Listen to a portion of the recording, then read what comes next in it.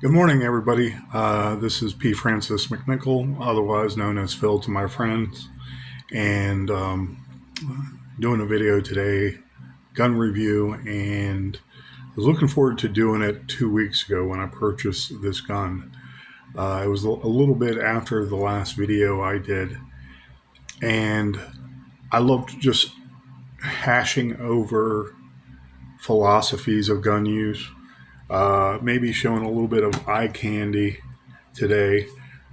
Hey, I love guns, and I think more and more people, like my best friend at work, um, should really pick up guns, learn everything they can about it before even firing it.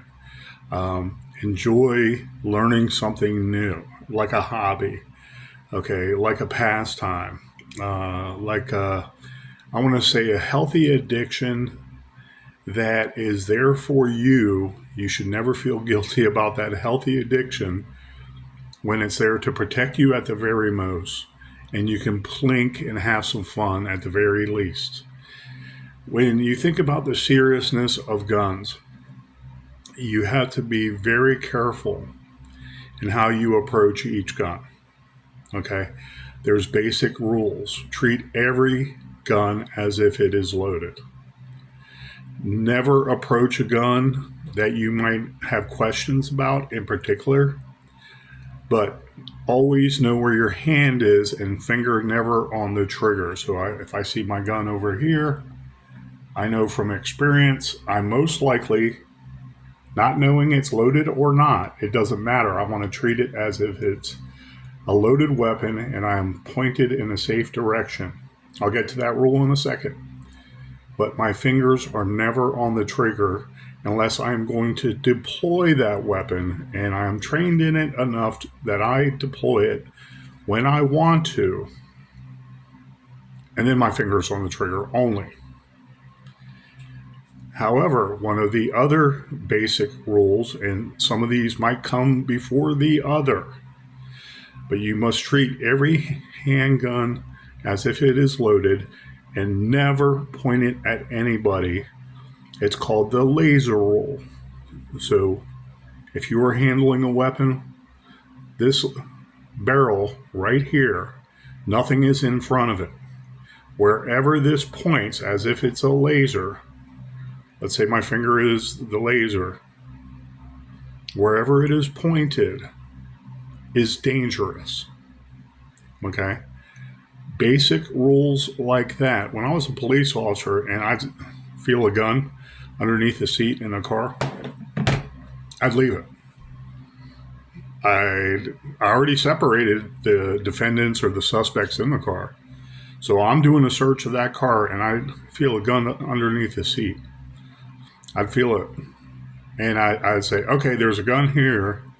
I would pause a moment, make sure that everybody else is still secured behind me. We know what we're doing ahead of time with those defendants, so they're safely tucked away, so to speak, locked up, put in a scout car with a police officer monitoring them, so that when I go back to that gun, I can look underneath the seat. I can try to get light under there with my flashlight, see how the gun is positioned, make sure there's no obstacles there or debris or who knows, anything that might get inside the trigger guard. And when I am retrieving that weapon, if we don't have crime scene search, for instance, sometimes crime scene search was not needed. When I see a guy go underneath the seat and I have to yank him out of the car with his hands out and everywhere, and I know what he just put under the seat was contraband or a weapon contraband, and I have to take him out of the seat, I know I am separating him from that threat. I am patting him down. I am putting him on his knees. I am doing a cursory pat down, Terry versus Ohio. I know from case law what my parameters are for my safety. But that gun just sitting there is unsafe too. Okay? I want to get a better look after I patted down the car and I feel that handgun. And so apply that to any gun you see in your house, even if you left it there. Okay. You see a gun there. Is there any other objects around? Is there something around you that if you go to retrieve your gun, you trip? Do people think of these things? I wonder because I don't give classes because of DC not transferring over to Virginia because of their elitist mentality of always getting paid so you get certified in Virginia. Of course, the way they want to do it, but you have to jump through a lot of hoops and hurdles because of some kind of professional animosity. Virginia is laid back, they're more conservative, they got great deputies. Most are not out to get the population like our mindset was in the 1990s. It was the police and the drug boys. The police and the drug boys. You go to citizens that know the drug boys, they never help you. It was an us and them mentality. Virginia State has that in their upper echelons when it comes to other police officers. Not all police departments. I'm referring to the state agencies that certify people. Why? Because those same deputies or someone that worked on police departments in Virginia that went into the private sector, or I want to say the pseudo-private sector, certifying people on a professional level, they want to funnel new people into training businesses, academies, small academies that are private, and they're certified and they keep the certification up even though the training is not 100% new age and up to snuff. And they want to circulate the money. They want to circulate the money with their buddies they know in the system. And they give me, who worked in DC for 9 hardcore years, a hard time to get certified, and I have to pay literally thousands of dollars to get certified in any kind of training. Any kind of training, PI training, range training where I can become a certified range master through the NRA, training to actual police officer standards. Okay, so I can certify people for academy transcripts, actual. However they work it on each individual jurisdiction, it also differs because they have to be under the umbrella of the state, but they can do their procedures differently at times.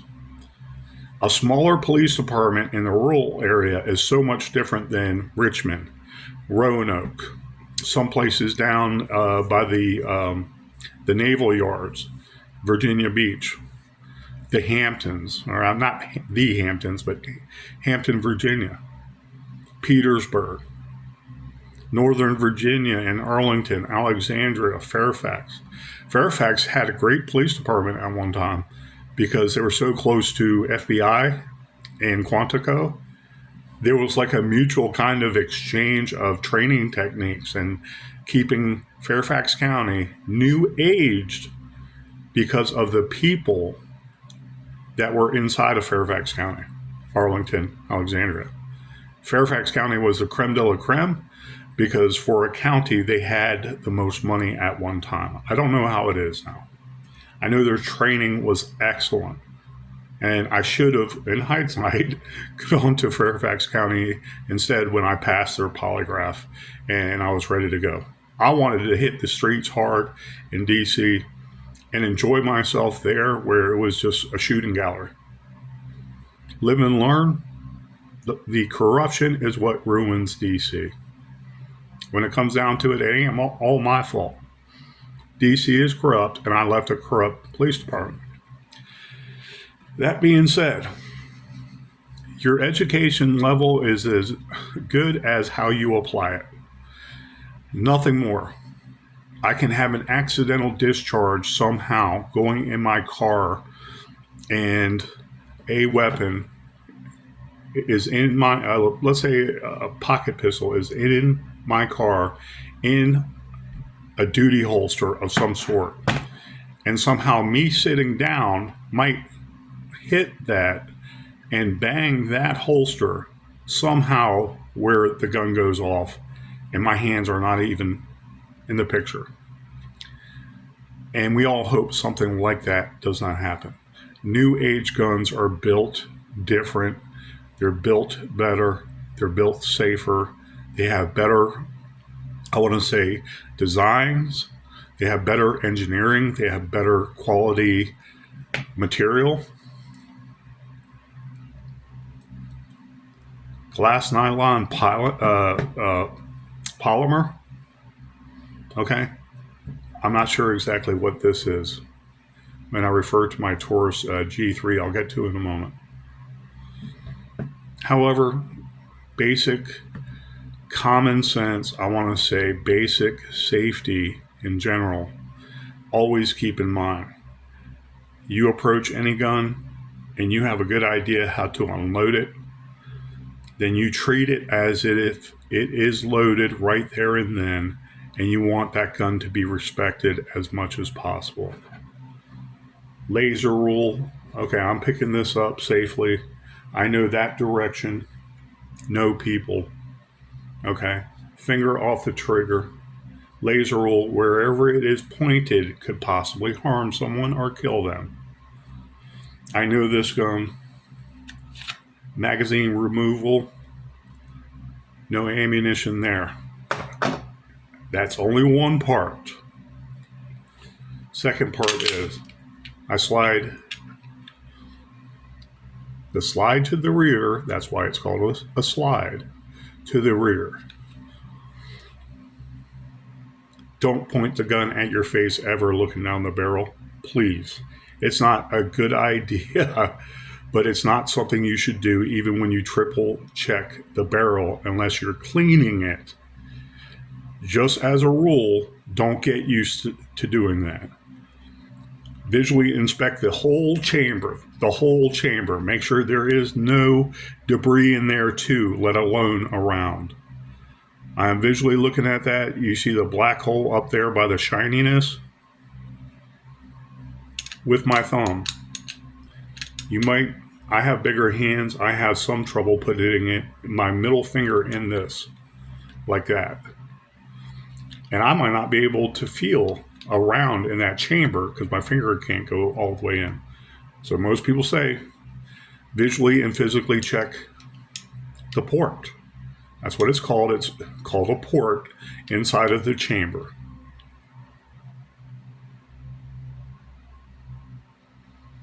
I know this is empty.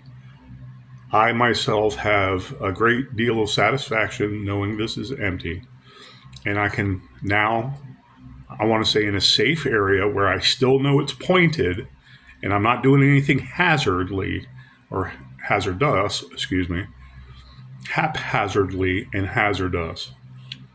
I can let the slide go down. I can put this on safety. Slide mounted safety right there. This will not fire. Still pointed in a safe direction. This direction in front of me. Towards the camera. Taurus makes better and better semi-automatics every year. This is first generation. The generations confuse me some.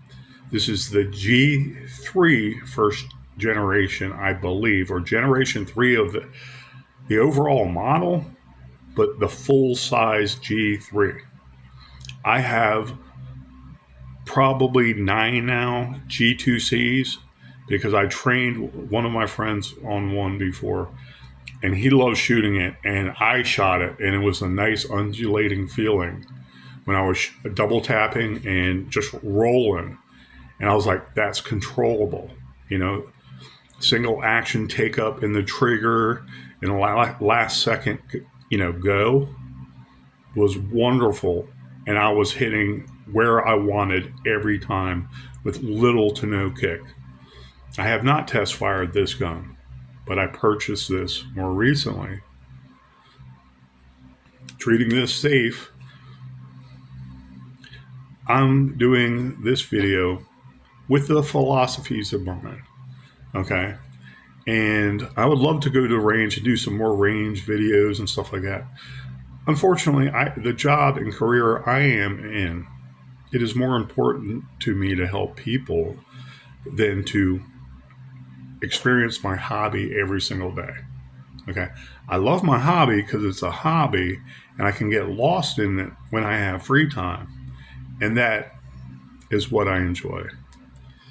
But I love the history of all guns, and all guns have a purpose. But all guns are also dangerous. The thing is, we bring more people in when we show them the beauty of handgun safety, the beauty of what the gun is actually for, the peace of mind you can have with a gun to defend yourself,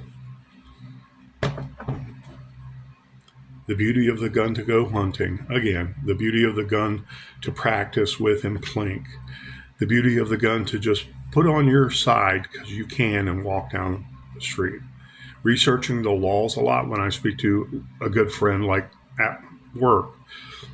My good friend, I'm like, okay, I'll send some stuff to you.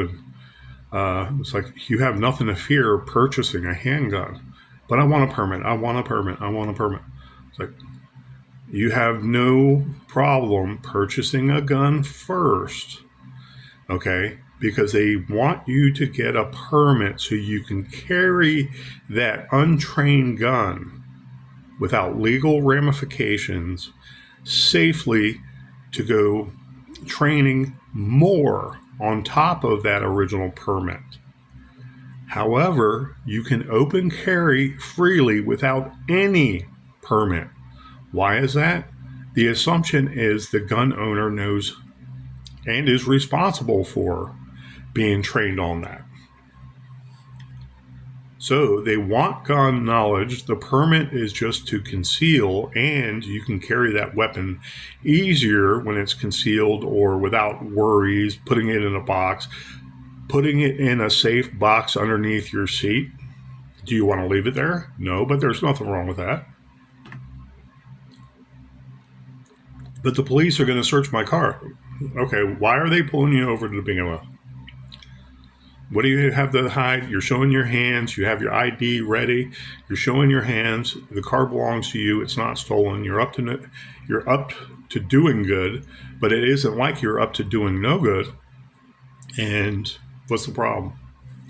Yes, sir, I do have a handgun, and it's in a lockbox. It is unloaded at this time. I'm actually, in the next day or two, I put it in because I thought I was going to the range sooner. And I'm waiting to go to the range because some things came up. I'm trying to train. And yes, I am planning on getting my carry concealed in a lockbox. No one reasonably is ever going to say, what? I need to get a warrant for that box. Unless there is mitigating circumstances where you're already leading the police officer to believe, or deputy, that you're concealing something and you were actually doing crime. And I don't mean just driving while black. I mean you were actually doing something you're about to get arrested for. Driving 30 miles an hour over the speed limit, buzzing a police officer who's driving 55 miles an hour on 66. And then you wonder why all the state troopers jump in and they're on your ass and you're about to get locked up for reckless driving 30 over the speed limit. Those are the things people don't do that want to stay away from the law and just get along with their day happily. Happens all the time. It escalates. Oh, geez. I'm just doing my thing and you're just harassing me. Yeah, that excuse does not work on another person of color who happens to be that deputy or that police officer. Say, what, motherfucker? The hell are you talking about? You doing 35 miles an hour, you pass me, and you think I'm not going to treat you kind? That's what you're worried about? Of course I'm going to search your car and toss your car. Philosophies of use. If you're that worried about it, put your safely secured gun in a lockbox with a lock, put it in your trunk until you go to the range, and you open it up at the range and shoot at it an approved range. You'll never have any problems. Never have any problems, especially if you're very polite to those constables that are paid there to investigate. They see this every day, the criminal mentality every day. So they can't expect to put their mind on your shoulders and try to understand when they're grilling you on the side of the road. Ma'am, you're reaching everywhere. Can you please keep your hands on the steering wheel? Okay. I didn't mean to do that. It's like, no, ma'am. It's dark out here, and I want to make sure we both understand each other. That's all. We both leave from here. And by the way, you were doing 25 over the speed limit. I might write you a ticket for that unless your attitude changes. Police officers have discretion. Never let them tell you, "Oh, I wrote a ticket, so I can't change my mind on that." That's bullshit. They want to give you a ticket for bullshit to begin with, especially in speeding traps. Look out for speeding traps. Taurus G3. I always say there's deals out there. I got snuck on this one. I openly admit it. Looking at this beautiful handgun, unloaded in the camera. You saw it. Beautiful handgun. I like the brown. Man, I'd rather all black. I like all black or like wood and all black schemes, like from the 1980s, 1970s, 1960s, and 50s. That wood feel, where it looks just kind of archaic, but it looks powerful too. Saw this across the counter, down under the counter. $199. I see it's $199. I'm thinking $179. And then I had to stop myself and say, it's $199.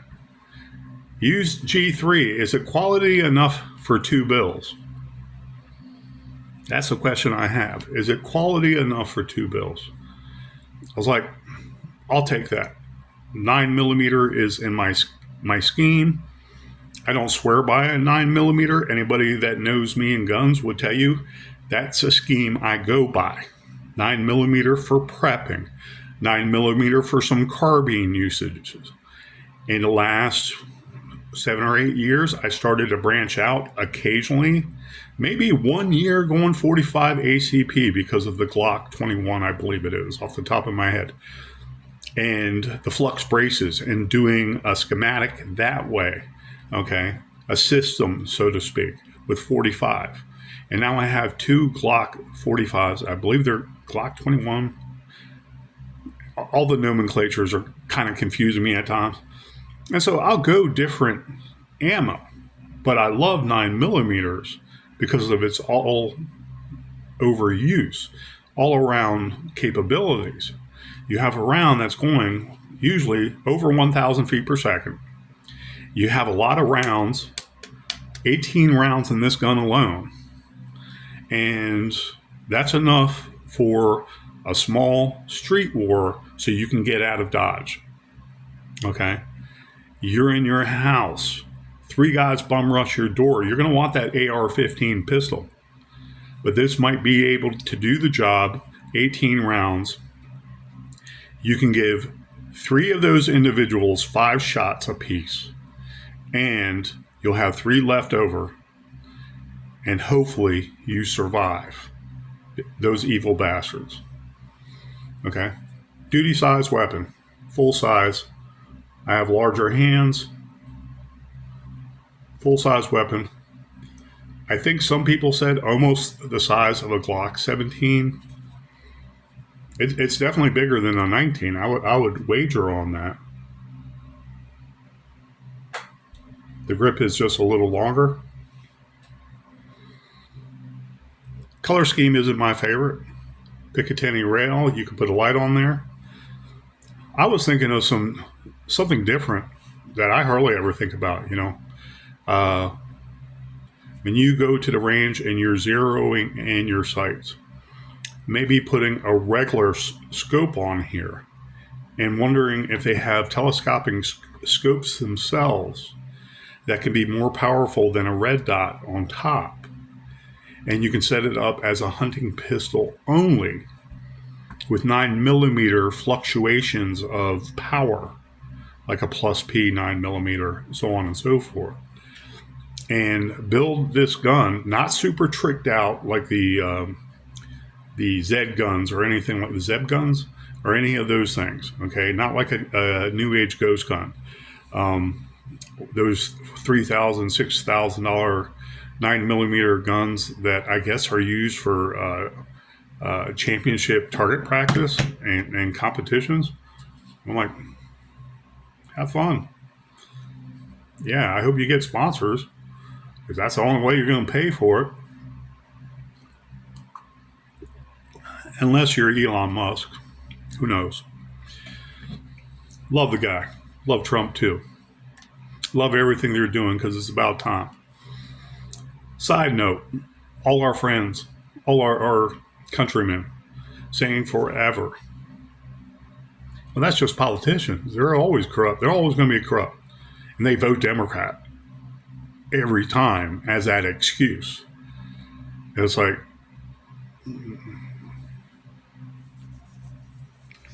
no, that's not how you do it. Even if it's the worst, or I'm saying the better of a worse field, you should still be diligent.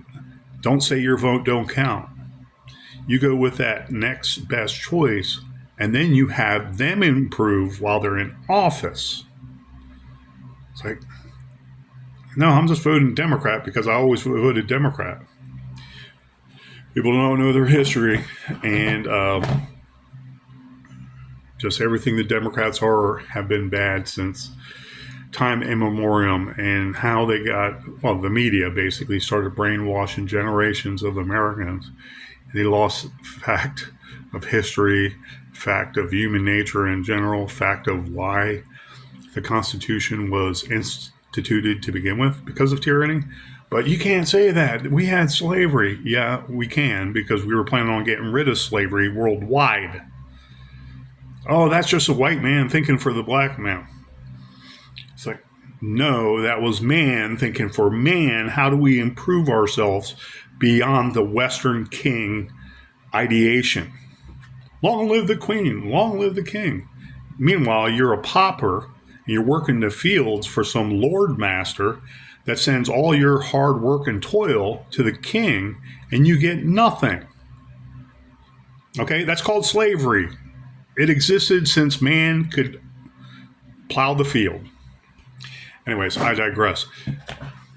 Taurus G3. I believe it's in essence, put the safety down, a 4-inch barrel. This right here with a regular 9mm ball, NATO, really works great. Yeah, I measured it earlier. It's 4 inches. Sending out a 9mm round, 18 rounds at 1,150 feet per second. Let's just say for the sake of argument. Some loads are a little faster, 1-2. Some might be less, 900. I don't know the purpose of that, but it's enough too. I'll just say that. Without getting into the weeds. I'm not here to debate anybody. I know what works, and I can bring out the technicalities to prove my worth. However, I'm just keeping it simple by experience. Very nice Metgar magazines. I like that number setup, just like that. That line in the middle, to me, that little rib tells me sturdy. I don't know if that's true or not, but I like the way they set that up. This is the nicest magazine I've seen since the first time I ever laid my eyes on Glock magazines. And I'm not beholden to them either. I just think the magazine is memorable of the 92.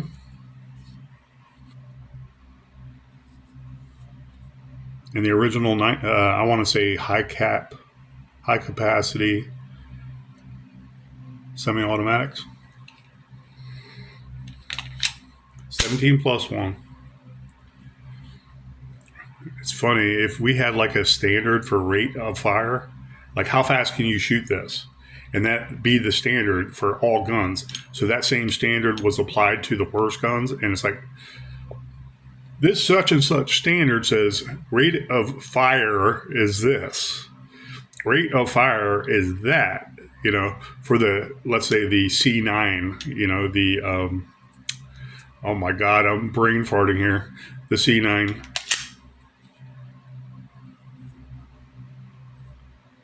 The cheap C9 as compared to, let's say, a Zeb gun or one of those Gucci Glocks, or a Glock 17 for that matter. What is the rate of fire? And you're like, absolute possibility of firing that gun as fast as it can. I'm assuming they might be able to if they make it fully automatic. Okay, but if they do that for every gun, they would have like a rating. I would love to see that. The High Point C9. I was thinking Springfield for some reason. But anyways, this is not a bad gun for $200. I'm looking at it and it's like $199. First thing that came to my mind was $179. So I'm looking at that, it was like two bills. I was like, all right, I'm still waiting for my other gun to come back from being Cerakoted for free. And I was like, I'll give you guys some of my money and I'll buy it outright today. I just wanted to buy a gun. Really, I like this, and I don't have too many G3s. I think I have a G3C Slim maybe, or S. I got to check my stockpiles. Well, anyways, I looked at that, and I always loved their almost Tennifer finish. It's like a matte finish. It's not aggressive. It's smooth, but it's matte. It's not shiny. It's not blued steel. It's not highly polished steel. You can't highly polish this. You might be able to get some oil on it and it looks nice for a while until the wearer takes the oil off, and it will give you this matte finish back of like gunmetal blue or gunmetal gray, so to speak, but it's darker than gunmetal gray, like the warships. I just liked it. And I was like, I'm kicking myself because I know I could have got this gun for $150. I knew the prices. And I'm thinking to myself, yeah, okay. The assumption where I really went wrong was that there was an extra magazine with it. So always ask what comes along with your handgun when you purchase it across the counter. I was like, oh, thank you. I came back the next day, got it because my name was okayed. God bless my father, but if you have a namesake, please, when you pass on, don't have a criminal record. If you guys share the same name, I laugh about it for some stuff that happened 40, 50 years ago and was like nominal fines stuff. It's ridiculous, and I get flagged every time. Anyways, God rest in peace, Phil Sr. Anyways, $150 value, 18 rounds of formidable self-defense. You can put better rounds in here, especially inside closed confines. Some hollow points of your choice, some Hydra-Shocks, some high-grade Hydra-Shocks. Never go wrong, and most likely won't go through a wall or your suspect too far. And it expands, and it dumps all the energy in what it hits. So you're taking precautions, and people wouldn't say, oh, you're just trying to harm people. You're trying to, harm people. You're looking for war. You were planning this all along. And then that's when they try to twist things. It's like, no, I'm free to own what I want. It is not for you to tell me what I can own and cannot own. Okay? If I'm preparing for Armageddon, that's your opinion. I prep and I protect my family reasonably. If I just so happen to have a fully automatic Glock 18 and it has all this ball ammo with a freaking long 50-round drum, it may look bad for you, even though you still have the legal right to do so, the moral right to do so. Okay? always have your firepower you deem necessary to protect yourself. And dare I say, ISIS attack could happen. Dare I say, carload of people might open up on you. Dare I say, 4 or 5 hoods might break into your door, bum rush you, put you down on the ground, put a bullet in your head just to rape your wife or just to rape your daughter or something like that. It's like AR-15 pistol looks better and better, don't it? Bam, bam, bam. One, you have a line of sight to where they are, where they're funneling to, and you're just mowing them down. Ain't nobody going to say nothing about it. That proves everybody's point about why you need an AR-15 in general, let alone many AR-15 pistols. 30-round capacity as compared to 18-round capacity. The question is, are you trained for it? Were you being reasonable when you were doing it? Those are not legal definitions in general. Were you being reasonable? In self-defense, in the Second Amendment, how dare you ask me that?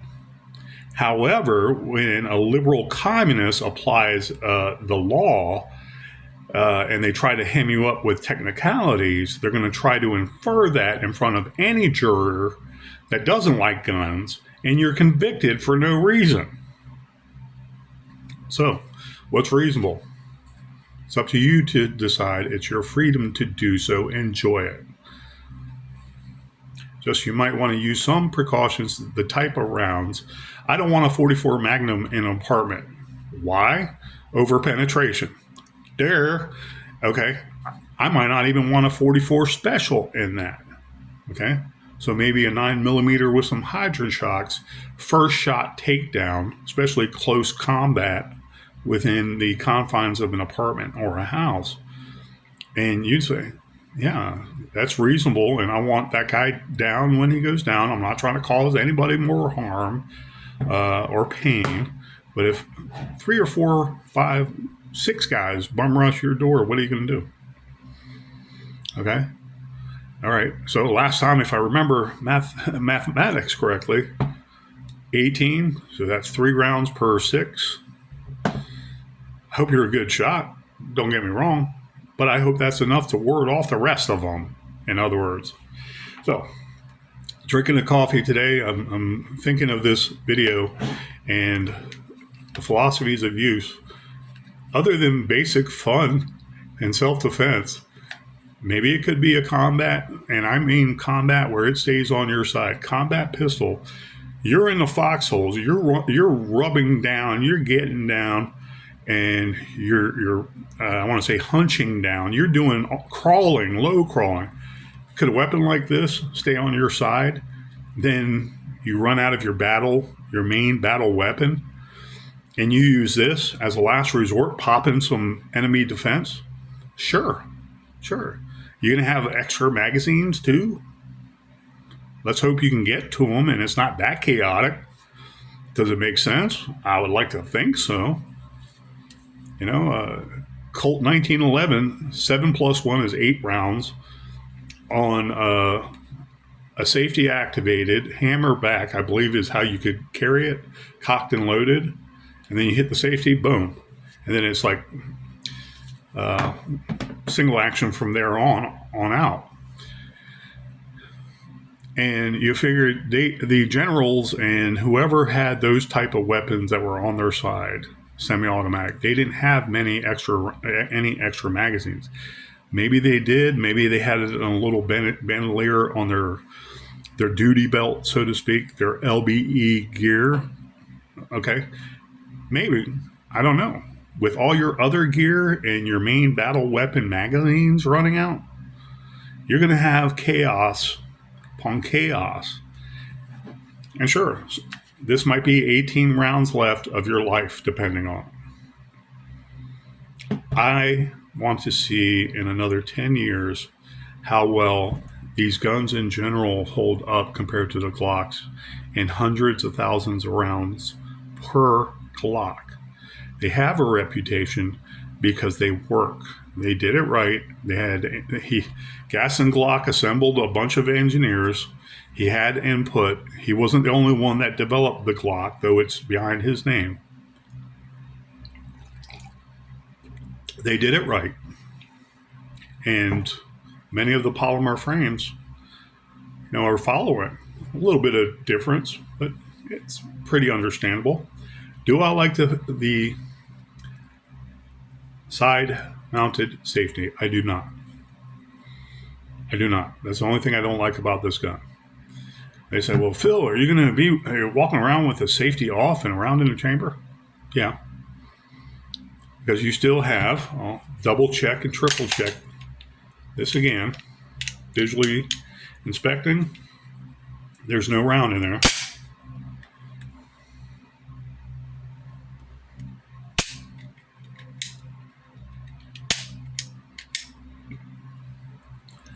Double tap capability or what do they call it?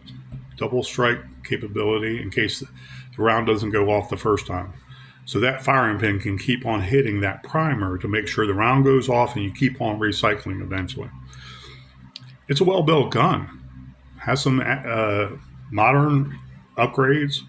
Picatinny rail, very noticeable. It gives the gun a little more ominous look, I like. Okay. You can put on a laser or a sight or flashlight or something, and it's like, okay. Regular white dot to the front. Rudimentary, I want to say almost rudimentary. U-notch, all black. So you see the white dot right in the middle of there. And that's when you go to town. Worth $200 in this day and age used? No. By itself, without an extra magazine? No. I should have asked for $150, and I did not. So it wasn't as if I was taken. It was as if I was giving my money away. But I did think, and no, they were not rude about it at all. I just assumed that there was another magazine with it, like the G2Cs. If I remember correctly, they all had two magazines too, all the G2Cs. The ones I did, anyways, did the same type of magazine, the yellow follower. You can see where that round's going in. It gives it a nicer look to me than all black or all orange. Tourists are known for their yellow followers. So deals still out there. I say that almost every video because it's cheaper deals I was happy with and proud of to display.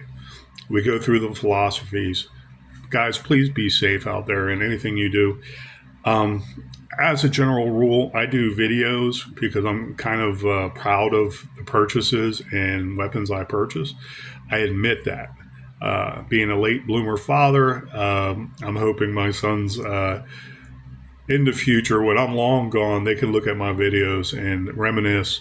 And because I'm not always there with them, I'm waiting for their teenage years so we can do more stuff on my side of the Great Divide in Virginia. If you know the mountains of Virginia, you know what I'm talking about. The other side of the Shenandoah. So anyways, I'm just doing a video on a Saturday and having fun, and I hope everybody has a wonderful weekend. Please be safe out there. Be safe. Learn. Read the manuals of your new purchased guns. Never take a gun for granted, because you can't take that bullet back. Gun safety starts where the mind is. Okay? Keep your fingers away from any weapon you don't know. Okay? And, be safe walking around them. Be safe how you handle them. Follow all safety rules you can possibly muster and get used to that. Holding a weapon. Never the finger on the trigger until you intend to utilize that weapon. That would save so many lives. But people in general They think in like the movies, oh, I'm bringing the slack out. I'm bringing the slack out because I'm going to go to town. If you take one step closer and it happens to be an avoidable incident and someone gets killed because of you jolt, you trip, you get scared and harried and hurried real quick. And then that round is not coming back. That person might not come back. And it is deadly serious. That being said, we want more people to come in and know gun safety, know the pleasures of owning a gun with those responsibilities, and bring them more into our camp because it's a great hobby. It's a learning experience. Most gun owners, have you noticed, even the newer ones from the inner city, it could be black, white, Hispanic. No, I believe some of my Hispanic buddies. No. Second Amendment, yeah. Let me see that. Let me see. Oh, cool. It's like, yeah, we're not John Wayne, okay? And this isn't a fistful of dollars, okay? We want gun safety and we want to bring them in.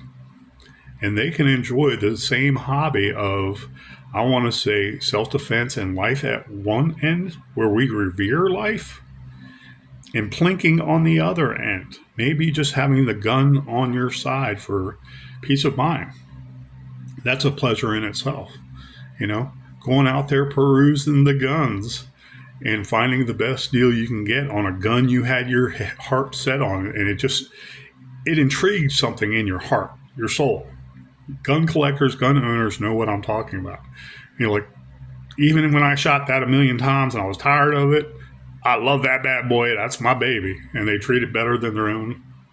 Anyways, guys, have a great weekend and be safe out there, okay? Protect yourself, protect your family, protect your community, protect your state, and protect your God great United States. I think we're back and we're getting back. We still have some legal issues to take care of with the Democrats. And I'm talking about from last term. We'll see how it goes. But anyways, protect yourself, guys, at all costs. And we can laugh about it later. Take care, guys.